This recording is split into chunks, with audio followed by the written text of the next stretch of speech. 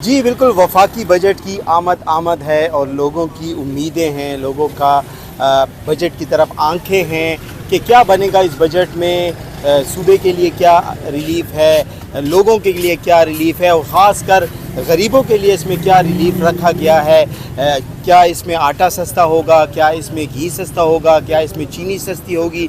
जो चीज़ें जो हैं वो आम आदमी की दस्तरस में हैं वो सस्ती होंगी या नहीं। लेकिन बजट की जो सूरत हाल दिखाई दे रही है उसमें लग ऐसा रहा है कि आवाम पर बड़े पैमाने पर टैक्सेस लगाने की तैयारियां की जा चुकी हैं। चूँकि IMF के साथ मज़ीद प्रोग्राम में जाने के लिए IMF की हर बात को मानना पड़ेगा और बजट जो है उनकी मर्ज़ी के मुताबिक बनाना पड़ेगा।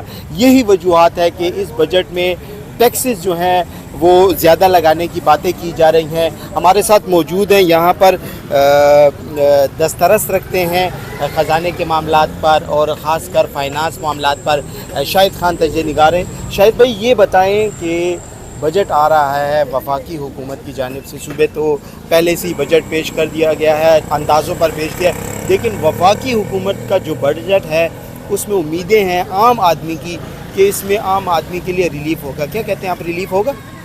देखिए, मैं तो ये कहता हूँ अभी से कि आम आदमी को इससे उम्मीदें नहीं लगानी चाहिए, क्योंकि जो बजट में जो टैक्सेस लगाए जा रहे हैं तो उससे मज़ीद महंगाई आएगी।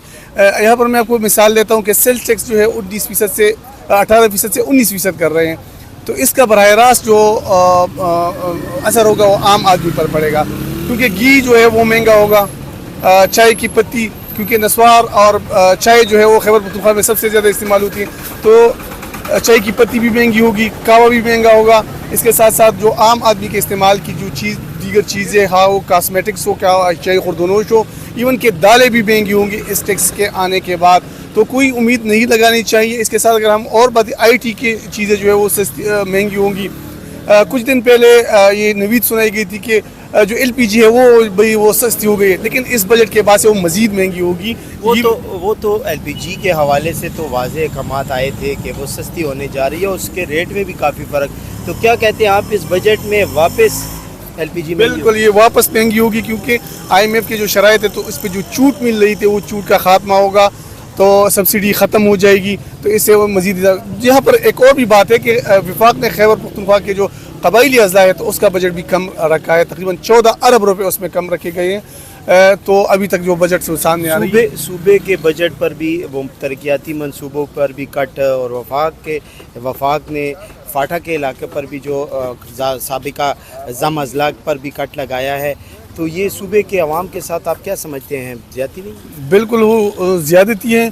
और खैबर पख्तूनख्वा को अगर देखें तो एक तो मंसूबी जो है वो जारी मंसूबी निकाले गए हैं, उसके तो सब ने सुना होगा, वज़ीर आला ने भी उस पर काफ़ी वो नाराज़गी का इज़हार किया है। तो नहीं, वज़ीर आला का जो टोन है तो फिर तो कटने मांगते हैं।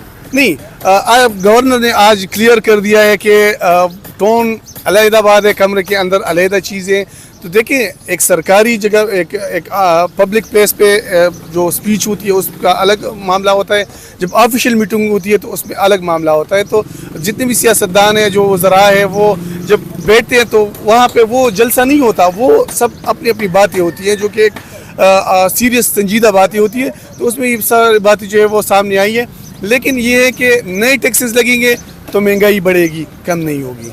जी, जैसा कि आपने सुना कि नए टैक्सेस हैं, इसमें मोबाइल पर भी टैक्सेस हैं, इसमें लग्जरी गाड़ियों पर भी टैक्सेस हैं, इसमें चीनी भी कीमत ज़्यादा होगी, इसमें घी की कीमत भी ज़्यादा होगी, LPG की कीमत भी ज़्यादा होगी।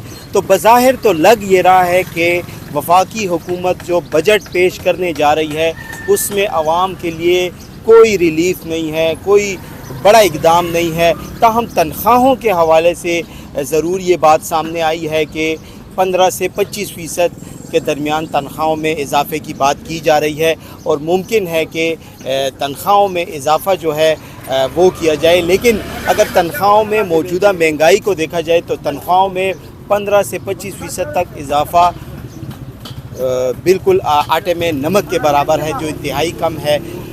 ये बजट के हवाले से आवाम के तासुरात हैं। जी।